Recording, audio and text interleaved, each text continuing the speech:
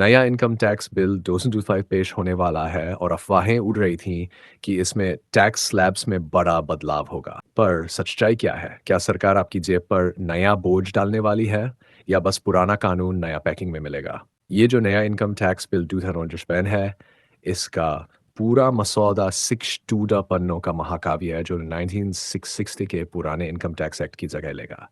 लेकिन सबसे मज़ेदार बात, टैक्स स्लैब्स में कोई बदलाव नहीं किया गया। जी हाँ, अफ़वाहें थीं कि कैपिटल गेन टैक्स बदलेगा, इनकम टैक्स रेट घटेगा या बढ़ेगा, पर सरकार ने साफ कर दिया कि ये सब अफ़वाहें हैं। नया बिल बस भाषा को आसान और सीधा करने के लिए लाया गया है, जिससे आम आदमी भी इसे समझ सके। तो नया क्या है?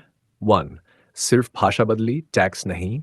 इस नए बिल में सिर्फ टैक्स लॉ की भाषा को आसान और समझने लायक बनाया गया है, जिससे आपको चार्टर्ड अकाउंटेंट का दरवाजा बार-बार ना खटखटाना पड़े।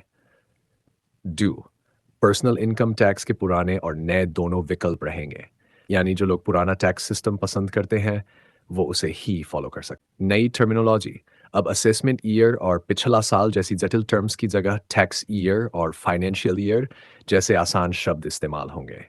4 कम पन्ने, ज़्यादा समझ। पहले कानून 5.2 लाख शब्दों में लिखा गया था, अब इसे आधा कर दिया गया है ताकि पढ़ने में कम से कम सर दर्द हो।